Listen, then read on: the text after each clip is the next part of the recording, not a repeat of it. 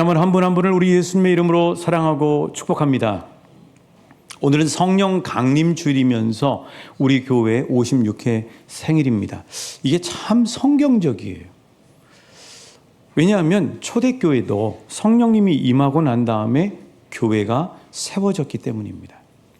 그런데 여러분, 우리가 이렇게 몸담고 있는 이 교회라고 하는 공동체는 세상에서 참 특이한 공동체입니다. 한 세 가지 정도의 특이함을 우리가 볼 수 있는데, 첫 번째는 가장 느슨하면서 가장 끈끈한 공동체입니다. 여러분, 교회처럼 느슨한 데가 어디가 있습니까? 평상시에 교회에 나오다가 안 나와도 통신사에서 다른 통신사로 이동하면 범칙금하고 위약금을 물지만 교회는 전혀 그런 것이 없습니다. 느슨한 것 같아요. 그런데 교회 공동체는 아주 세상에서 가장 끈끈한 공동체입니다. 특히 고난과 핍박이 있을 때 더 끈끈해지는 공동체가 바로 교회 공동체죠. 마치 여러분 떡반죽 아시죠? 예전에는 방앗간이 아니라 직접 절구에다가 이렇게 쳤지 않습니까? 떡반죽을 치면 칠수록 어떻게 돼요? 그게 더 끈끈해지는 거죠. 그런 것처럼 고난과 핍박이 오면 올수록 교회는 더 끈끈해져요. 교회는 그래서 가장 위기가 뭐냐면 지금처럼 평안할 때가 위기입니다. 여러분의 제 삶에 고난이 있던, 아니면 국가적인 교회에 박해가 있을 때 교회가 흩어질 것 같지만 오히려 그렇지 않아요. 더 끈끈해지는 거죠. 그래서 터툴리안이라고 하는 로마의 역사가가 이런 유명한 말을 했습니다. 이 연대기라고 하는 유명한 책이 있는데요. 이 책에서 이 사람은 예수 안 믿는 사람이에요. 초대교회가 있었을 때 살았던 사람입니다. AD 56년부터 120년에 살았으니까요. 이런 말을 했어요. 교회라는 미신은 박해할수록 더 끈끈해졌다. 그러니까 우리가 몸담고 있는 교회는 바로 이런 데라는 거죠. 두 번째로 교회가 특이한 이유는, 교회는 가장 비조직적인 것 같은데 가장 조직적인 공동체예요. 여러분, 교회에는요, 평상시는 정말 비조직적입니다. 심지어는 자기가 맡고 있는 직분과 책임을 제대로 감당하지 않아도 아무도 얘기해 주는 사람이 없어요. 아무도 얘기하지 않아요. 그분이 깨닫고 열심히 할 때까지 기다려줘야 돼요. 그렇다고 감봉을 할 수도 있는 것도 아니고 면직을 하는 것도 아닙니다. 다 자기가 무봉사 한다고 하는 이유로. 그런데 실은 무봉사가 엄청나게 큰 거거든요. 우리는 예수님의 생명의 은혜를 받은 사람들이거든요. 돈 받고 봉사하는 차원이 아니라 예수님의 그 엄청난 생명, 인생 전부를 주시는 그 은혜 속에서 우리가 봉사하고 있는 거거든요. 그래서 정말 비조직적인 것 같아요. 그런데 일단 움직이기 시작하면 세상에서 어떤 조직보다도 가장 강력한 조직력을 발휘하는 공동체가 바로 교회의 공동체입니다. 예를 들어보죠. 우리 교회 이웃사랑 김장 여러분 잘 아시죠? 우리 이웃사랑 김장을 심고 다듬고 버무리고 해서 우리가 정성을 다해야 합니다. 우리 사서 가는 거 아니에요. 우리가 몇 달 전부터 심고 비료 주고 물 주고 잡초 뽑고 그렇게 해서 하는 거예요. 그러니까 정말 이 이웃사랑 김장은 어떤 이웃사랑 김장보다도 더 하나님 앞에 정성이 많이 들어가고 수고가 들어가는 거죠. 이 큰 공정들이 있는데 이 공정들을 행할 때 우리는 누가 얘기하지 않아도 조직적으로 움직여요. 배추를 버무리는 사람이 있는가 하면 그 팀이죠.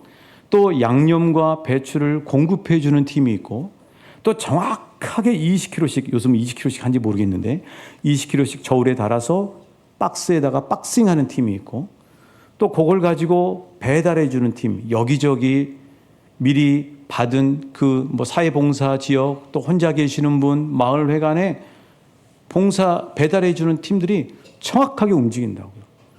그러니까 아주 비조직적인 것 같은데, 느슨한 것 같은데 움직이기 시작하면 엄청나게 조직적으로 움직이는 공동체가 바로 교회 공동체입니다. 그래서 로드니 스타크라고 하는 분이 쓴 유명한 책이 있습니다. 기독교의 발흥이라는 책이 있어요. 이 로드니 스타크라는 사람은 사회학자고 비교 종교학자입니다. 이분이 역사를 연구해 보니까 역사에서 가장 강력한 공동체 제국이 로마 제국이었는데 그 로마 제국을 어떤 공동체가 무너뜨렸다고요? 정복했다고요?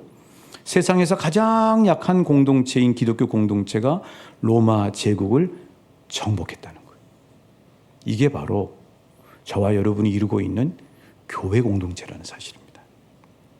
자, 그러면 교회 공동체는 아까 말씀드린 것처럼 가장 느슨하고 가장 비조직적이고 가장 미약한 것 같은데 가장 끈끈하고 가장 무서울 정도로 조직적이고 그리고 가장 강력한 공동체가 되는 이유는 뭘까요?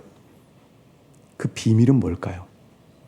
그게 바로 오늘 말씀 사도행전 1장 8절에 그 해답이 있습니다.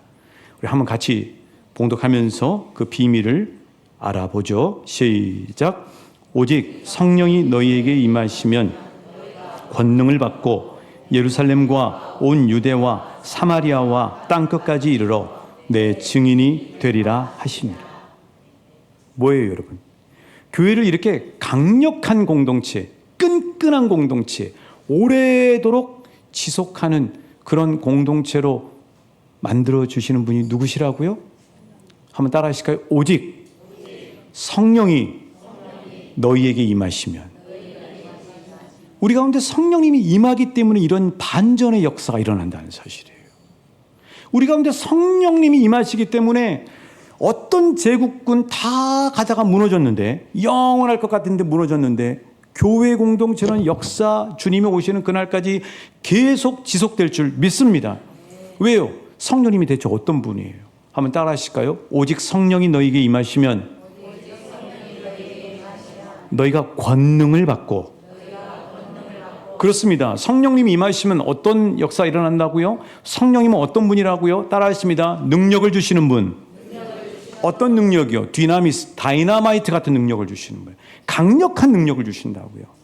여러분, 교회가 강력한 이유는 교회는 사람들만 모여 있는 것이 아니라 두세 사람이 내 이름으로 모인 그것 가운데 함께 하시겠다고 하시는 성령님께서 이곳에 계시기 때문에 끈끈하고 조직적이고 강력하고 오래 지속되는 공동체인 줄 믿습니다.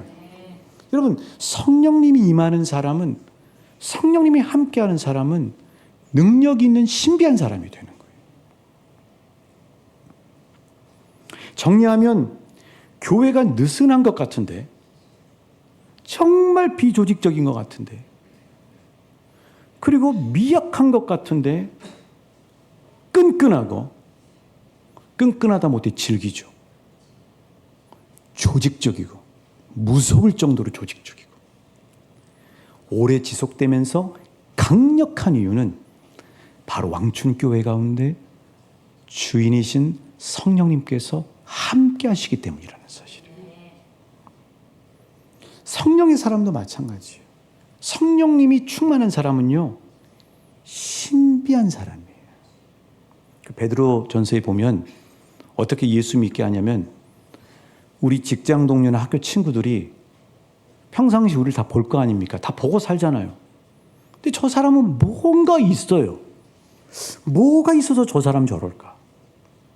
지난주에 동사무소를 갈 일이 있었는데 잠깐 일을 보러 갔다가 서류 하나를 놓고 와서 차에 왔는데 그 순간에 제 옆에 주차한 분이 아주 머리가 파란 젊은이더라고요.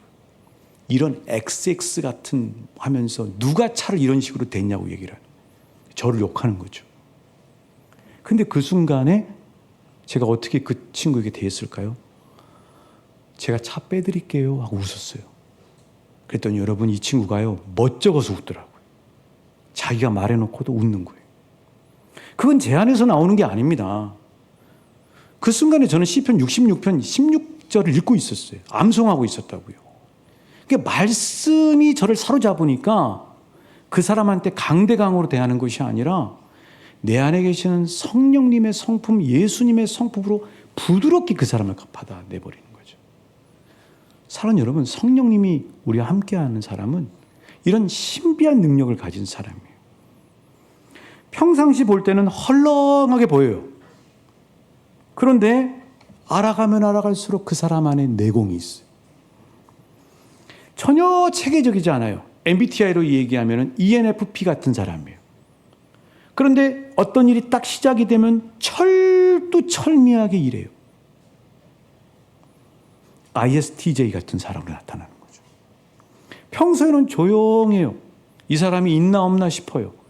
근데 결정적으로 어려운 상황에는 가장 영향력을 발휘하는 사람.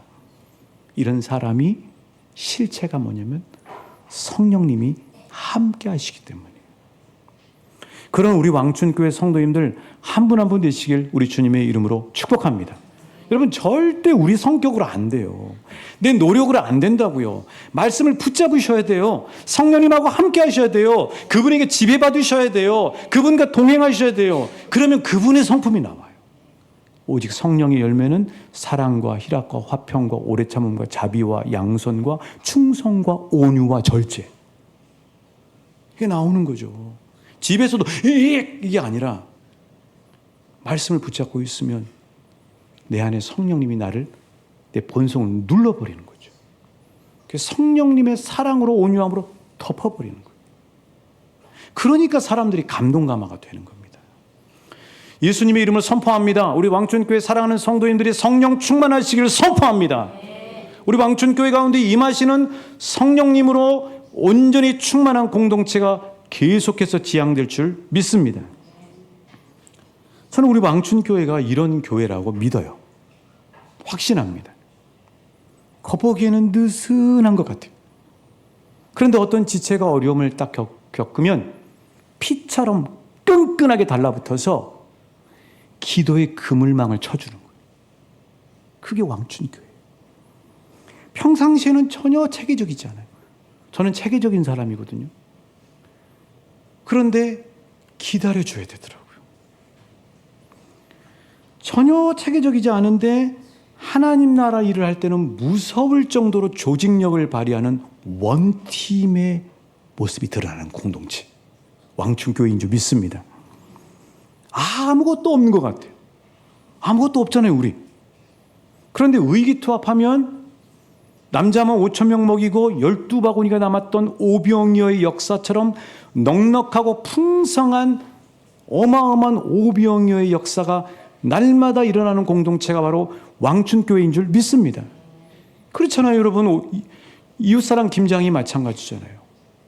풍성하잖아요. 우리 익산 지역에 있는 개척교회 목사님들이 너무너무 행복해 하시잖아요. 그게 바로 우리 교회 현장에서 오늘 우리가 일으키고 있는 하나님 앞에 쓰임받는 증거들인 거죠. 자, 그렇다면 이렇게 성령님과 동행하는 교회, 성령님과 함께 사는 사람은 삶을 어떤 자세로 살아갈까요? 오늘 말씀 사도행전 1장 8절 하반절 한번 같이 우리 봉독하십니다. 한번 따라 하시겠습니다. 땅 끝까지 이르러 내 증인이 되리라 하시니라. 그렇습니다. 성령님과 함께하는 교회, 성령님과 동행하는 사람은 어떤 자세로 사냐면 증인으로 살아갑니다. 누구의 증인? 내 증인. 누구를 증거해요? 하나님을 증거하는 사람. 여러분, 증인은 어떻게 살아야 됩니까? 증인은 증언을 해야 돼요. 증언을 하려면 증언할 게 있어야 되잖아요. 그런데 내 증인이에요. 하나님의 증인이라고요. 그럼 하나님에 대해서 증언을 해야 되잖아요. 저와 여러분은 하나님의 증인입니다. 하나님의 증인으로 여러분의 학교와 직장에 주님이 보내셨고 이 마을 가운데 살게 하셨어요. 그러면 하나님을 증거해야 되잖아요. 그러니까 증인이라고 하는 사실을 믿는 사람은 그냥 사는 게 아니라, 그냥 막 돌아가는 대로 사는 것이 아니라 하나님이 어디서 일하시느냐를 주목하고 찾고 수집하고 말하는 사람이에요. 하나님의 증인으로 사는 사람은 그냥 살지 않고 우리 교회 가운데 하나님께서 어떻게 일하시는지를 주목하고 찾고 수집하고 말하는 사람. 증인으로 사는 사람은 학교와 직장에서 하나님이 오늘 나와 함께 하시는데 어디로 일하시는지를 주목하고 찾고 수집하고 간증하는 사람이에요. 그게 증인 목격자입니다. 종교개혁자 장깔뱅이 기독교 강요 1권 15장 5장 8절에서 이런 말을 했습니다. 유명한 말이죠. 한번 같이 읽어볼까요? 시작. 이 세상은 하나님의 영광 행하시는 일을 보는 극장과 같다. 여러분 극장 가시면 영화 보시죠? 종교개혁자 하나님의 사람, 성령의 사람인 깔뱅의 눈에는 이 세상이 그냥 지구가 돌아가고 우주가 보이고 사람들이 막 자기들끼리 어떻게 해서 돌아가는 이 세상이 아니라 하나님이 운행하시고 일하시는 일이 벌어지고 있는 극장 스크린 것 같아요.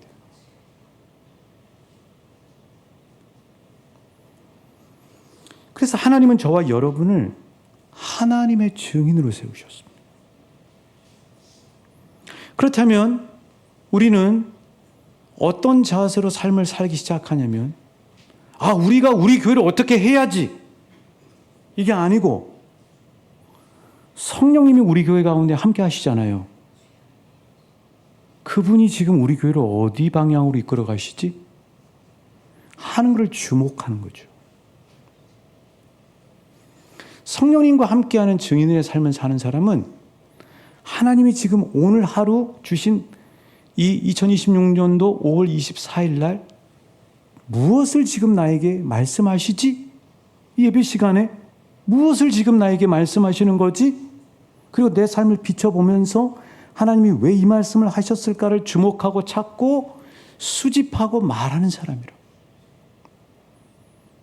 그러니까 어느 날부터 하나님이 제 힘을 빼시더라고요. 그 전에는 어떻게 하면 우리 교회를 이런 방향으로 이끌어 볼까? 어떻게 하면 우리 교회를 은혜스럽게 해볼까? 어떻게 하면 저 성도님을 좀 변화시켜 볼까? 이런 생각, 이런 열정, 좋게 얘기하면 열정, 다르게 얘기하면 혈기죠. 이게 가득해서 사역을 하다 보니까 부담감만 가득한 거예요. 뜻대로 안 되거든요. 지치는 거예요. 힘든 거죠. 마음이 상하는 거예요. 사랑의 눈으로 성도님들을 보지 못하는 거죠. 근데 그런 어느 날 성령님이 저에게 물으시더라고요. 왕춘교회 주인이 누구냐? 주님이시죠. 왕춘교회를 지금 이끌고 있는 자가 누구냐? 성령님이시죠. 너 그거 믿지? 예, 믿습니다. 그러면은 이제는 네가 어떻게 하려고 하는 마음으로 교회에 임하지 말고 내가 지금 어떻게 하는지를 주목해서 보지 않으렴? 하고 말씀하시기 시작하는 거예요. 그러면서 그 성령님 앞에 제가 내려오기 시작하니까 이제 어떤 마음이 생기냐면 오늘 주일은 성령님이 무슨 일을 하실까? 전에는 부담감, 어떻게 하면 은혜를 끼칠까? 어떻게 하면 교회를 이 방향으로 이끌어가 볼까? 힘만 잔뜩 들어가 있었는데 지금은 기대감으로 채워지는. 주일에 나오면 오늘 주일은 주님이 무슨 일을 하실까? 전에는 성도님들 여러분들 대할 때 저 성도님을 이렇게 좀 바꿨으면 좋겠는데 저 성도님이 이렇게 됐으면 좋겠는데 왜 저분은 저렇게 헤매고 계실까? 이렇게 바라보던 제 마음이 저분의 삶 가운데도 성령님이 함께 하시고 계시지. 주일날 만나면 지난 한 주 동안 성령님이 저분의 삶 가운데서 무슨 일을 펼치셨을까? 성경 공부 시간에 이야기를 들어보고 성도님들하고 만나서 얘기를 해보면 분명한 사실은 그분들의 삶 속에서 성령님이 살아서 일하시고 계시는 거예요.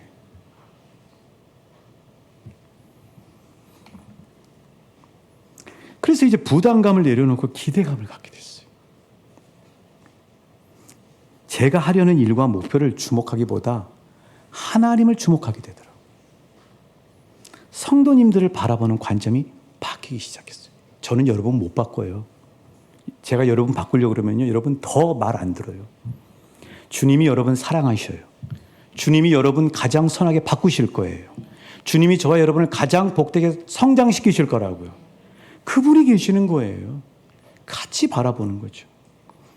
그랬더니 놀라운 일들이 보이기 시작하는 거죠. 교회를 어떻게 하나님 바꿔가시는가를 보니까요, 이 시점에서 우리 교회가 어떤 일을 해야 되는지를 주님이 보여주시고 이끌어 주시는 거예요. 야훼 예배를 어디서 드려야 되나? 그런데 알아보지도 않았는데 성경 전례지 기념관을 알게 하셨어요.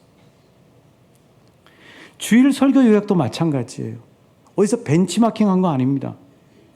말씀 벌레 운동도 마찬가지예요. 최근에 우리가 함께 힘쓰자고 하는 갓생 챌린지도 마찬가지예요. 어떤 목사님한테 들어서 어느 교회에서 해서 벤치마킹한 거 하나도 아니에요.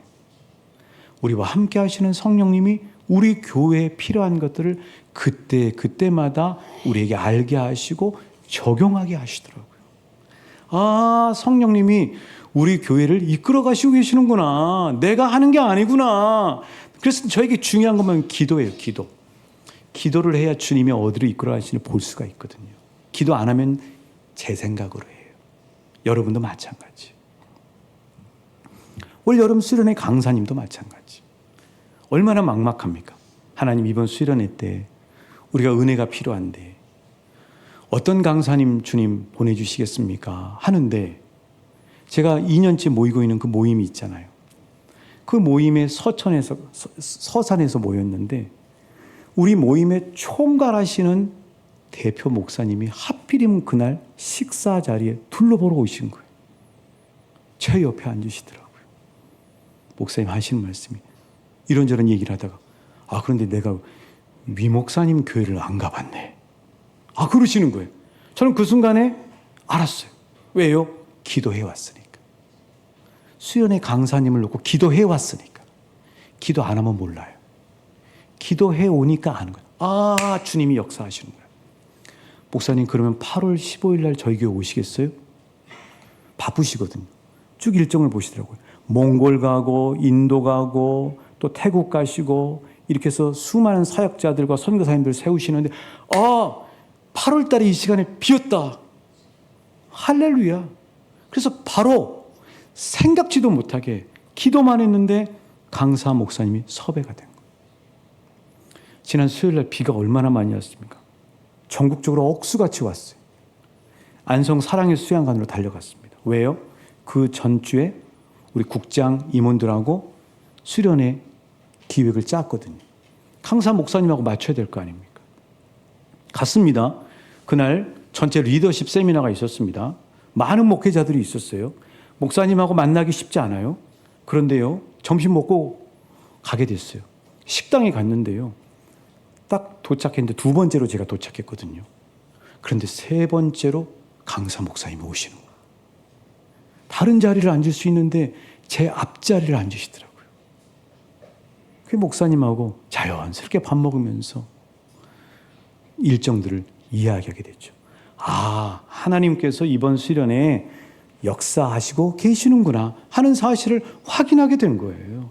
여러분, 하나님이 이번 수련회 가운데 크고 놀라운 은혜를 주실 줄 믿습니다. 이렇게 역사하시잖아요. 또 교우들을 보면 그래요. 아, 저분 영혼구원 받았으면 좋겠다 하고 기도하는데 어느 날 보면 예배 자리에 앉아 계세요. 누가 하신 거예요? 하나님이 하신 거예요. 어떤 분이 바쁘신 일이 있었는지 주일날 빠지셨어요. 그럼 신방하거든요. 전화 신방이에요. 아, 그런데 제가 전화 신방하기 전에 그분에게 전화가 왔어요. 무슨 일 있으세요, 집사님? 혹시 뭐 급하신 일이셨어요? 아니요, 목사님. 제가 전화기가 잘못 눌러져서. 전화 알죠? 누가 그분 전화기를 잘못 누르게 하신 거예요? 성령님이 하신 거예요. 너무 재밌어요, 여러분. 이런 수많은 일들이 벌어지는 거죠. 어떤 분은 이런저런 마음이 힘들고 어려운 상황 가운데 있어요.